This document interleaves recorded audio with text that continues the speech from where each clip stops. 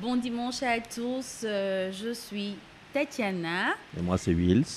Je suis toujours avec mon môme préféré, Will. Bonjour, Will. Ouais, bonjour. Comment tu vas? Ça va. Tu as vu ça? C'est une jolie main de femme. Toi, tu aimes les jeux. Me protéger. On espère que vous allez très bien ce dimanche. Nous sommes encore là aujourd'hui pour aborder un nouveau thème. Avec Will. J'espère vraiment qu'on ne va pas se bagarrer. Entre mômes? Non, on va pas. On se bagarre pas entre mômes. Voilà, donc merci d'être toujours nombreux à nous suivre sur nos différentes pages que vous avez donc sur vos écrans. Douce, hein? YouTube, Facebook, Instagram, Google Podcast, Twitter, Snapchat et puis TikTok. Yeah. Merci de toujours nous laisser des suggestions de thèmes que vous voudriez qu'on aborde. Ouais. Des commentaires sur chaque vidéo, sur des points abordés. Des zones d'ombre ou bien des éclaircies, ce qu'on n'a pas pu nous-mêmes dire aussi ici. Et surtout de partager avec vos proches. Will. Yep, t'as dit. Alors. Ça va? Non, je suis un peu malade. Mais ouais. C'est quoi? Début de grippe? Oui, je crois que c'est ça. C'est la saison. Ça va passer. J'espère que ça ira. Merci de demander. Oui, ça va aller, je crois. Ok, alors... De toute façon, tu m'as rencontré, tu me vois là aujourd'hui, donc ça va aller. Qu'est-ce qu'il raconte? Ouais, attends. C'est l'absence de ton baume, hein, c'est comme ça. C'est ça, c'est parce que tu m'as manqué toute la semaine peut-être. Oui. D'accord, ouais, j'espère que ça ira à partir de maintenant. Ça va aller, je pense. Ok. Donc, oui, aujourd'hui, nous allons aborder donc le point sur les relations amoureuses dans le lieu du travail. Ah. Et il a refait ça encore. Mais ça, c'est pas interdit, ça. Quoi, ça? Les relations amoureuses lors du travail, je sais pas. J'ai l'impression que c'est interdit. Mais bon. Bon, franchement, je ne sais pas. En tout cas, je pense que tout dépend de l'environnement de tout un chacun. Ouais. Ça dépend des entreprises aussi. Ouais. Mais je pense que c'est pas impossible. Ok. C'est pas impossible. Donc voilà, c'est le thème que nous allons aborder aujourd'hui. Et puis on va essayer donc de comprendre. Il y a probablement des personnes qui sont dans cette situation-là. Il y a des personnes qui vivent probablement dans un environnement professionnel où c'est complètement interdit. Ouais. D'autres, autant pour moi, qui vivent dans un environnement professionnel où c'est permis. Donc on va essayer de voir un peu ensemble tout ce qui tourne autour de cette affaire. Des amourettes ou des amourettes? C'est quoi amourette? Ça veut dire quoi? C'est petit amour? Je sais pas. Okay. Donc, on a posé la question, comme d'habitude. On a eu quand même quelques éléments qui nous sont arrivés comme ça. On va partager avec vous et comme ça, après, vous pourrez vous nous dire aussi ce que vous en pensez. D'accord. On prendra la réaction d'abord. Je préfère... J'ai choisi les réactions. Ok. On va prendre la réaction de Vanessa depuis Kribi. Bonjour Vanessa. Salut. Kribi la belle. Donc, on lui a posé la question de savoir si c'est correct ou pas d'avoir donc son chéri ou sa chérie en milieu professionnel. Et elle dit non. Vos soucis de couple peuvent rapidement affecter l'entreprise, surtout quand ils occupent l'esprit des deux partenaires. Plutôt que d'avoir un seul élément perturbé dans l'entreprise, les deux peuvent se retrouver à produire moins et affecter la progression de l'entreprise.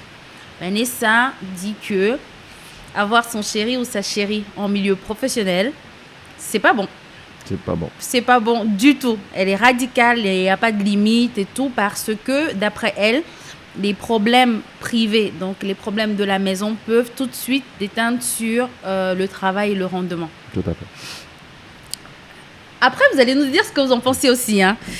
Je prends aussi le point. Alors, on a un fidèle internaute qui nous suit depuis Libreville, qui s'appelle Nazir. Nazir. Bonjour Nazir, il réagit toujours.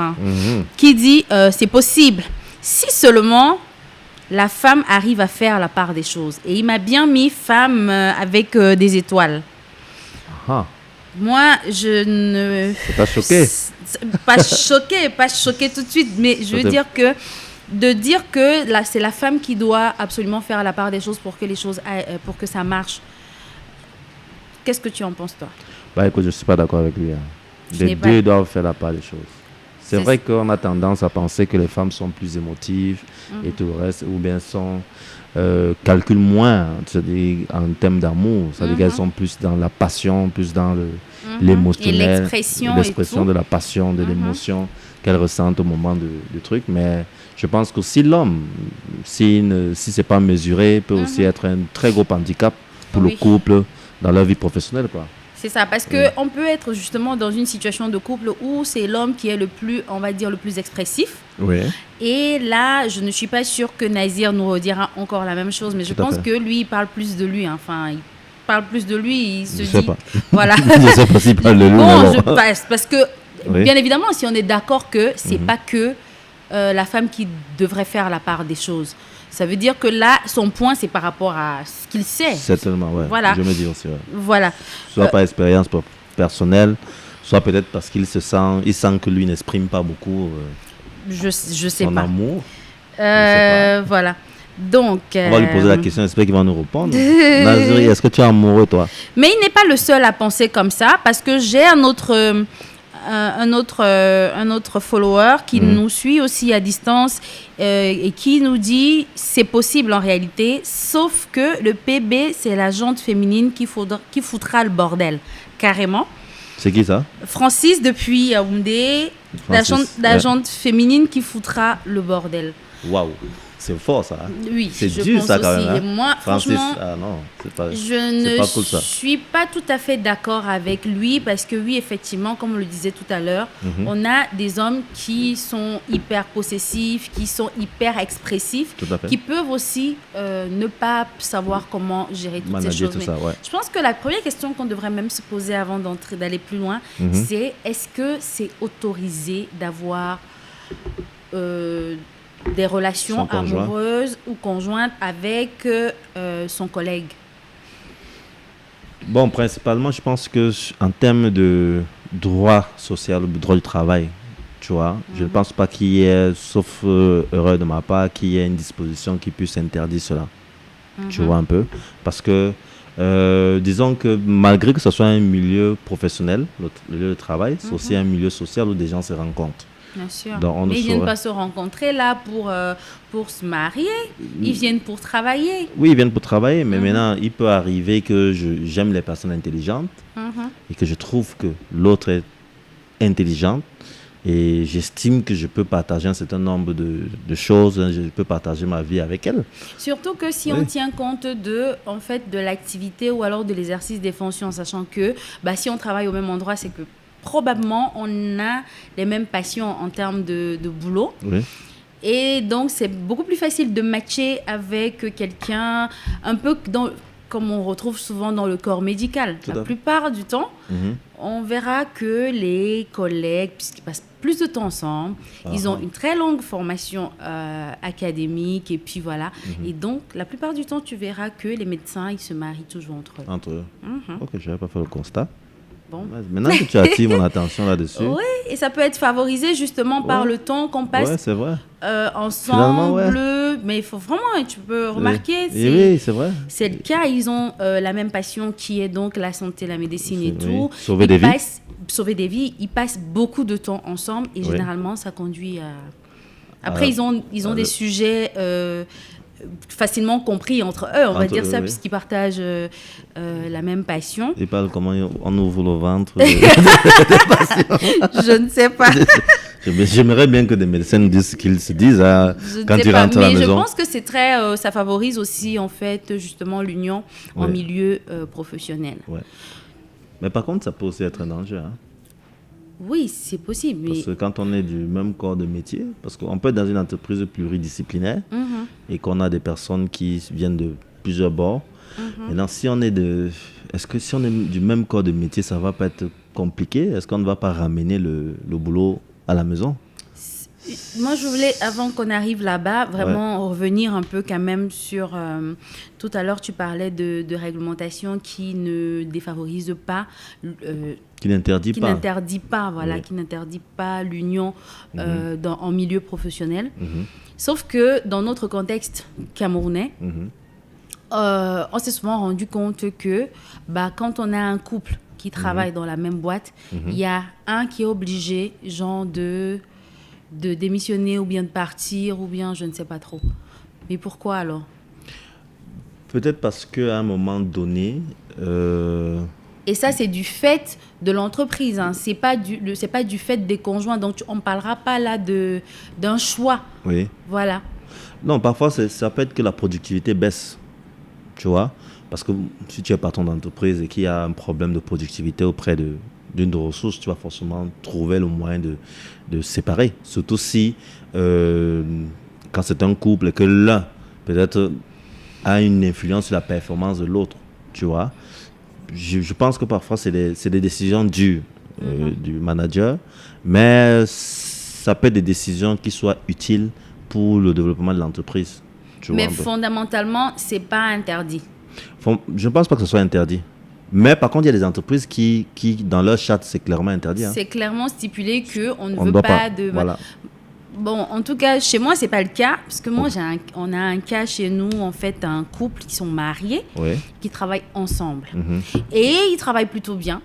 Ok. Ils travaillent plutôt bien. Moi, la question que je me pose souvent, hein, parce que c'est très bien tout ça. Après, nous, on connaît un peu comment les hommes, ils veulent souvent avoir, on va dire, des petites virées après le boulot, comme ça. Sauf que madame a ton emploi du temps. Comment ça se passe généralement chez vous? Comment vous gérez ça? Non, chez nous, dans ma boîte, c'est interdit. C'est interdit d'avoir un partenaire. Interdit. Dans notre charte, c'est clairement interdit. D'entretenir des relations conjugales ou bien des relations amoureuses quand on est collègue. C'est clairement interdit. Donc, à ce moment-là, ça voudra dire que si vous êtes pris, si vous rencontrez un milieu professionnel, il faudra bien que l'un des deux change de part. Oui, chez nous, c'est comme ça. On va demander à eux-mêmes de prendre la décision parce qu'on ne voudrait... De qui part et tout. De qui part et comment, parce que c'est clair, on ne peut pas. Mais moi, je connais par contre plein de collègues qui ont rencontré leur épouse en milieu, peut-être parce que la fille était en stage. Tu vois, un peu, généralement, c'est ça, c'est beaucoup plus les garçons qui rencontrent des filles. Et du coup, ils ont épousé la fille, tu vois, un peu. Mais c'était des stagiaires. Maintenant, interne, des personnes qui sont vraiment des employés et qui se sont mises ensemble. Je crois que je n'ai pas souvenir d'un cas pareil parce que tout le monde est conscient que c'est normalement interdit au sein de la boîte. Tu vois un peu. Donc, ça va être chaud, quoi. Donc, ce qu'il faut savoir, en fait, c'est vraiment de prendre le pouls, en fait, de savoir, je suis dans une boîte qui interdit ça. Donc, si je me mets en marge de ça, il y aura effectivement des représailles. Ou alors, je suis dans une boîte dans laquelle il n'y a aucun problème à ce niveau. Alors, à ce moment, effectivement, je peux bien exprimer mon amour. Je ne suis pas obligée de le cacher. Alors, est-ce qu'il faut l'exprimer ou le cacher? Je pense que dans les débuts, il ne faut pas l'exprimer. Pourquoi? Simplement parce que ça peut ne pas marcher. Et parfois, comme on est dans un environnement social, parfois, il y a des gens qui rient ou bien se moquent. Tu vois un peu, ou qui bien vont en rire ou qui vont utiliser ça contre vous. Contre vous et tout le reste. Voilà. Je pense qu'il faut en parler personnellement. Hein. Je pense qu'il faut en parler quand c'est déjà du solide. Voilà, quand c'est du solide, quand vous êtes convaincu de ce que vous allez faire chemin ensemble, tu vois un peu.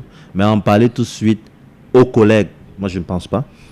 Peut-être en parler au patron, au boss, tu vois un peu, pour pouvoir qu'il ne soit pas surpris à un moment donné, tu vois un peu. D'accord. Ouais, qu'il ne soit pas surpris parce que on peut observer. C'est quand il y a des personnes amoureuses qui sont dans une salle, bien, ça se lit quand même. Ça se lit, Surtout pour un manager qui observe beaucoup ses employés, tu vois un peu, ses collègues et autres. Donc du coup, il est préférable d'en parler avec le manager, au moins. Mais les autres collègues, moi, personnellement, je proscris de le faire. Mais quels seraient donc les avantages d'avoir son conjoint ou sa femme dans la même entreprise? S'il y a des avantages à cela, bien sûr. Bon, je pense que le principal avantage, c'est que si on a son conjoint, on connaît un peu sa susceptibilité. On sait très bien, à moins de vouloir mettre le conjoint ou la conjointe hors d'elle, Tu vois un peu. On sait au moins qu'il y a des choses qu'on ne peut pas dire ou on ne peut pas faire parce qu'on sait que ça peut choquer émotionnellement et que pas seulement, et ça peut ternir sa journée. Tu vois un peu. Je crois que ça, c'est le principal avantage. J'ai pas bien compris. Quel est l'avantage à avoir son partenaire ou sa partenaire dans le même environnement professionnel? Je n'avais pas bien compris en fait ta réponse. Ouais. Simplement, je te donne un exemple. Supposons que toi et moi, nous avons une relation. Te côtoyant dans ta vie quotidienne, c'est-à-dire qu'au-delà du cadre professionnel, je sais au moins c'est des choses qui peuvent te choquer ou bien peuvent te mettre hors de toi lorsqu'on échange, si j'agis de certaine manière.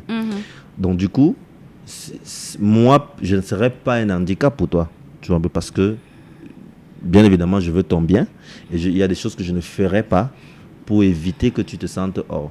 Et parfois même, je peux aussi être je veux dire quoi, je ne sais pas s'il faut utiliser le terme bouclier, mais un peu quelqu'un qui va essayer de, lorsqu'il y a la tension qui peut naître dans l'environnement global, je peux trouver des astuces pour que le climat s'apaise.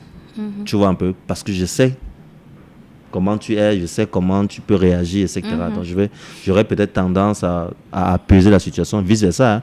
Je pense aussi que l'autre, la femme, va aussi tout faire pour apaiser le climat, pour éviter que les choses dégénèrent. Tu vois un peu. Et ça fait que ça peut avoir un impact sur le maintien de la performance ou le maintien d'un climat professionnel apaisé. Mais est-ce qu'il n'y a pas ce petit côté... savoir que il est à côté ou elle est à côté, passer plus de temps ensemble, parce que les couples qui sont tous les deux des travailleurs, généralement ils n'ont pas beaucoup de temps ensemble. Est-ce que ça peut pas être aussi un atout de se dire que je travaille avec mon chéri ou je travaille avec ma chérie et donc on passe beaucoup de temps au bureau, c'est vrai, à la maison, le soir quand on est rentré, mais aussi en longueur de journée, on peut quand même se voir rapidement et tout, correctement. Oui, mais se voir correctement, ça veut dire qu'on est toujours dans un milieu professionnel. Ça ne change rien sur la relation intime. Je suis d'accord, mais je veux dire que le fait de travailler avec son chéri ou sa chérie, le fait de passer la journée qu'on aurait pu passer ailleurs, sans lui ou sans elle, est-ce que c'est pas un atout en fait de cette situation de couple en milieu professionnel? Moi, je pense que ça dépend de chacun. Moi, il y a des gens. Toi, ça te gênerait de travailler avec ta femme dans la même boîte? Dans la même boîte. Si c'était permis? Moi, non, ça me gênerait, moi. Mais pourquoi? Simplement parce que je veux pas gérer ça, en fait. Gérer quoi? Je veux pas gérer la présence quotidienne, la permanente, là. On va se voir à la maison. Attends, je veux pas prendre les 8 heures ou les 7 heures sur les 24 qui me sont dédiées pour encore avoir... L'avoir comme ça tout le temps entre tes... Non. Peut-être la même entreprise et puis la distance, là, chacun est dans son coin et tout. Mais pas le même bureau, pas les mêmes bureaux, pas... Moi, je ne serais pas à l'aise. Personnellement, je ne serais pas à l'aise. Eh ben, dis donc. Ouais. Chacun est comme il est, hein. Oui, bien sûr. Moi, perso, je pense que c'est tout le contraire. Je pense que je prendrais vraiment un réel plaisir à travailler avec mon partenaire. Oui. Et c'est pour ça que je pense que oui, quand je regarde les réactions qui sont arrivées, la petite limite quand même qu'on apporte à cette situation de couple en milieu professionnel, c'est bien évidemment de pouvoir faire la part des choses. Oui. Pour ne pas que les problèmes de la maison, qu'on les rapporte avec nous au bureau. Ou même les problèmes du bureau qu'on les ramène à la maison. Qu'on les ramène à la maison, voilà. Ouais, c'est ça le truc en fait. Donc il faut savoir pouvoir faire la part des choses et de ne pas tout mélanger. Wendy nous dit depuis Cotonou que, bien entendu, donc oui, c'est possible et ce n'est pas une mauvaise chose. Je dirais d'ailleurs que ceci peut participer tant au succès de l'entreprise qu'à l'épanouissement du couple. Elle a mis vraiment les deux éléments ensemble. C'est-à-dire que pour elle, le fait de travailler ensemble, non seulement améliore les rapports ou arrange bien les rapports à la maison, mais en plus de ça, et on a quand même un côté productivité qui est en plus, qui est positif. Oui, ça, je pense que c'est possible si c'est pas des personnes qui se découvrent pendant la relation. Hein. Moi, je prends un exemple. Si vous avez 2 camarades de classe, ça sera facile, ou bien 2 amis d'enfance qui finalement, par le fait des activités professionnelles, se retrouvent dans la même boîte et se rendent compte qu'ils peuvent aller au-delà de la relation professionnelle. Je crois que ça va être un peu plus facile pour le truc parce qu'on se connaît, on peut vraiment faire équipe ensemble, tu vois, un peu, et aller main dans la main. Mais si c'est des personnes qui se découvrent au sein de l'entreprise, je ne suis pas sûr que pour l'épanouissement de l'entreprise, ça va être bien. Ça coince un peu. Je crains que ça puisse coincer parce qu'il y aura tu sais, quand on se met ensemble, il y a une phase de découverte. Et parfois, la phase de découverte peut être rude et dure, tu vois un peu. Et j'ai le sentiment que ça peut avoir un impact sur la performance au Moi, finish. quand je t'entends parler, je comprends que pour toi, il y a plus d'inconvénients à travailler ensemble que d'avantages, en fait. Parce que quand on a parlé des avantages, tu m'en as donné qu'un seul. Alors que les inconvénients, tu n'arrêtes pas, en fait, ça doit être un réel problème, en fait, pour toi de... Non, je ne les prends pas comme des inconvénients, en fait. Moi, je les prends comme des risques. Et je préfère en parler pour que chacun qui se lance dans ce type de relation tienne compte de cela. Des enjeux et Des tout. enjeux, oui. Est-ce que donc, on va dire quoi, un malentendu ou bien un problème passé au bureau, donc dans l'environnement professionnel, et ramené à la maison peut, on va dire quoi, peut amener donc ces couples-là à se séparer? Alors là, la décision de séparation est quand même une décision forte. Hein? Mais on ne sait jamais. C'est pas une puisque décision de toute qu'on prend à façon, légère. on partage notre vie au bureau, on partage notre vie à la maison. Donc, il peut y avoir des situations, des situations qui conduisent vraiment des personnes à se dire que bon, là, franchement, je ne te supporte plus et tout, parce que voilà, tu as fait ci au bureau, nanani, nanana. Donc, tu sais, moi, sur la question des relations intimes, je vais toujours revenir sur... Tu te rappelles la définition que j'ai donnée sur l'amour, tu vois un peu. Je vais toujours revenir là-dessus. Pourquoi? Parce que pour arriver à une séparation, il faut que l'une des 3 conditions dont on parlait soit bafouée. Soit bafouée. Soit je n'ai plus d'attirance pour la personne, cet amour risque périr, et du coup, si ça périt, on va se séparer. Soit mes intérêts ne sont plus préservés avec le conjoint ou la conjointe, soit c'est qu'il y a carrément du manque de respect qui s'est installé au sein du couple, tu vois un peu. Et forcément, si c'est le cas, Donc tu disais alors que l'une des 3 conditions soit peut-être arrivée à expiration. Oui. Tu as dit que soit je n'ai plus d'attirance pour la personne, soit... non, mais c'est vraiment pour revenir un peu de temps en temps pour qu'on comprenne très bien un peu ton point.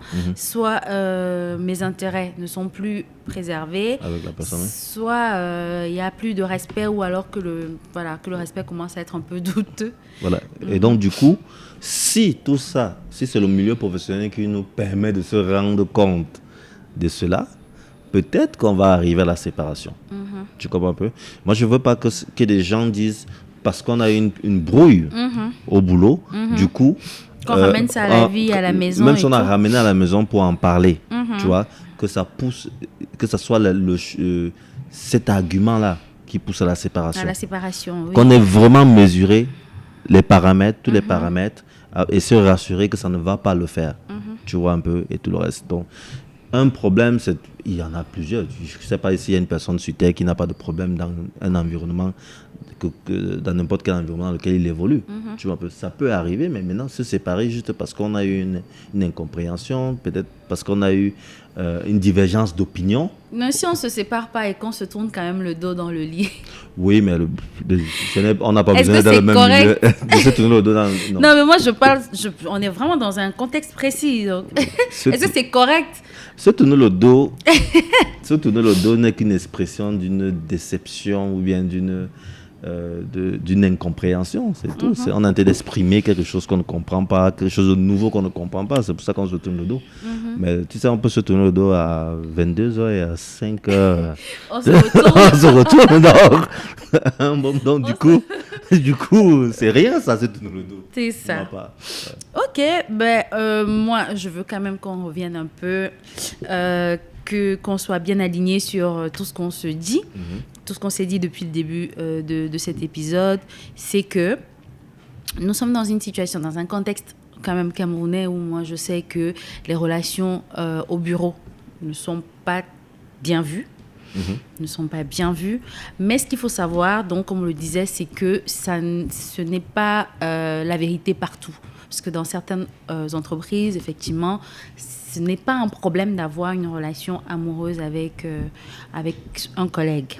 Donc ça, il faut d'abord bien comprendre l'environnement professionnel dans lequel on est et toutes les règles qui vont avec.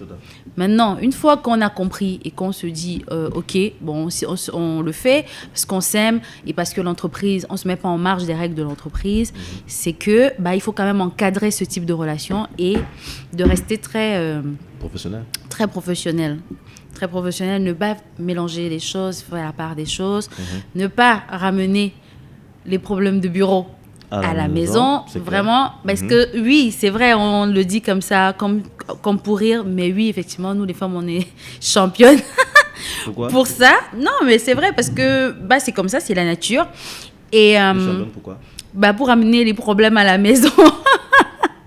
Ouais. Écoute, si j'ai une femme qui a tendance à le faire et que j'estime que ce n'est peut-être pas propice, écoute, c'est à moi de recadrer. De lui dire, écoute, bien sûr, non, mais là, vraiment, on est donc en train de se dire que il faut justement essayer de faire la part des choses et d'encadrer la relation parce que l'idée de la relation n'est pas forcément d'être contre-productif. Faut même pas que ça soit voilà, d'accord, parce que sinon, ça ne vous aide pas et ça n'aide pas l'entreprise. Tout à fait. Mais c'est surtout de pouvoir vraiment encadrer ce type de relation de façon à ce que vos émotions personnelles, vos situations de maison, etc., vous n'emportez pas ça avec vous au bureau le matin. Tout à fait. Si vous avez dormi le dos tourné, le matin, vous restez quand même des collègues. Vous ne cessez pas d'être collègues pour autant. C'est ça? Non, moi je pense que faites l'effort de vous retourner à 5 h du matin. Non, franchement... faites cet effort, je vous en prie. Si vous avez... Faites l'effort que vous travaillez ensemble ou pas. De vous retourner quand même à 5 h. Et ce serait pour faire quoi à 5 h? Pour faire la paix. Pour faire la paix, passer à autre chose. D'accord, mais en tout cas...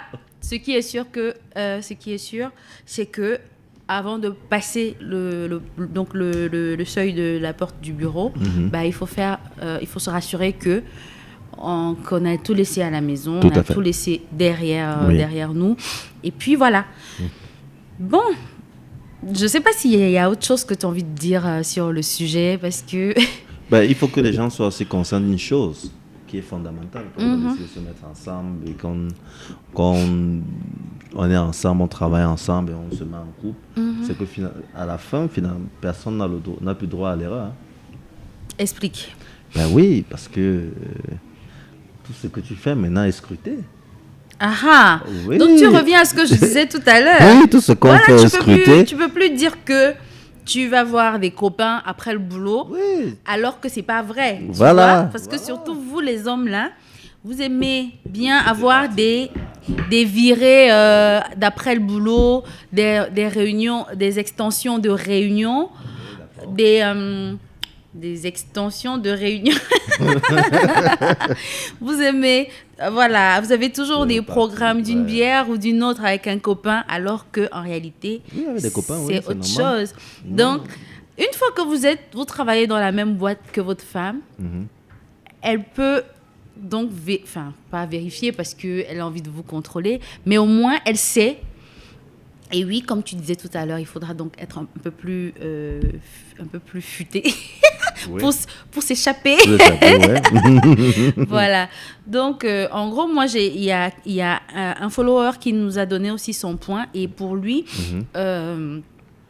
il n'est pas contre le fait d'avoir une relation amoureuse en milieu professionnel, mais il pense qu'il serait peut-être indiqué de ne pas être dans le même département.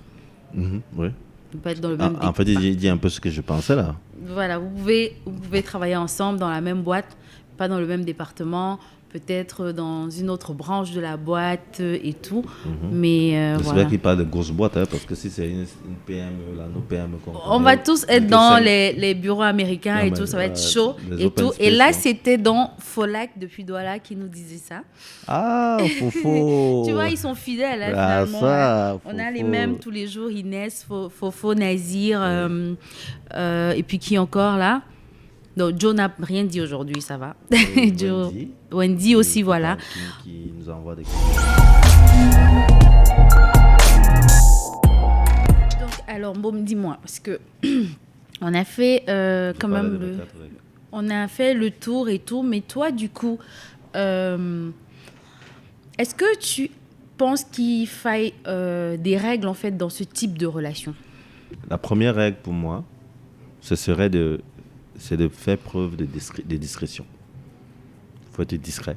Ça, c'est la première règle. Ça veut dire qu'il ne faut pas forcément venir exposer tout ce que l'on vit, joyeux comme malheureux. Comme malheureux, oui. Au sein de l'environnement professionnel et tout le reste. Il faut véritablement maintenir la distance entre la vie professionnelle et la vie personnelle. Ça veut dire que quoi, les petits bisous comme ça dans les couloirs et tout, franchement, ça, il faut éviter? Non, il faut éviter. Il faut clairement éviter ça. C'est tentant, mais bon. Oui, mais il faut éviter parce que ça permet ça peut faciliter qu'on traverse la ligne rouge, tu vois un peu, et tout le reste. Donc, il faut éviter ça. Il faut vraiment ne pas mélanger là-dessus. Ensuite, il faut faire attention au comportement. Voilà, au comportement incorrect, comme tu disais, et tout. Que ce soit incorrect vis-à-vis du conjoint, de la conjointe, ou incorrect vis-à-vis des autres collègues, si jamais on a une tendance à faire des extras, même si c'est des petits gestes qui peuvent ne pas signifier un certain nombre de choses parce qu'on est taquin, parce qu'il y a des personnes qui sont taquines et tout le reste. Donc, dans ce cas, il faudra éviter justement d'afficher ce genre de comportement parce que ça peut blesser en fait l'autre. Et puis la dernière chose que je peux dire, l'une des règles aussi, c'est que à un moment donné, si la vie personnelle, la vie de couple prend le dessus, il serait bon de quitter. Il serait bon qu'une personne des deux parte, change d'entreprise ou bien d'activité. Voilà, trouve une autre entreprise. Je pense que une fois que toutes ces conditions-là sont réunies, normalement, il devrait pas avoir de problème à travailler avec son conjoint ou sa chérie. Oui, si toutes ces conditions sont réunies. Bien sûr, bien évidemment. Donc, c'est plus facile à dire qu'à faire. Mais non, c'est pas impossible puisqu'on vit ça tous les jours. On a des gens qui sont auprès de nous comme ça, qui s'en sortent plutôt très bien. Donc, c'est possible. Super. Mais je dis encore, comme Wendy l'a dit dans son message, et puis les autres avec elle, c'est de pouvoir faire la part des choses et de rester professionnel. Tout à fait. Bon. Ouais, bon. Je pense que même si on n'a pas tout dit, on a quand même mis le doigt sur certains éléments qui, j'espère, vont vous faire réagir. Et bien évidemment, vous pouvez laisser des commentaires sur les vidéos, de suggestions de thèmes que vous voulez qu'on aborde prochainement, mais aussi des points sur lesquels nous, on n'a pas pu vraiment discuter. Voilà. Vous pouvez partager la vidéo. Vous pouvez partager la vidéo. Vous pouvez partager les liens donc sur nos différentes pages Facebook, Instagram, YouTube, Google Podcast, TikTok, Snapchat, TikTok. Je crois que je fais Twitter. Voilà. Voilà. Donc, d'ici là, portez-vous bien, portons-nous bien, Baume. Et à dimanche prochain pour un autre épisode. Super, ciao. Check.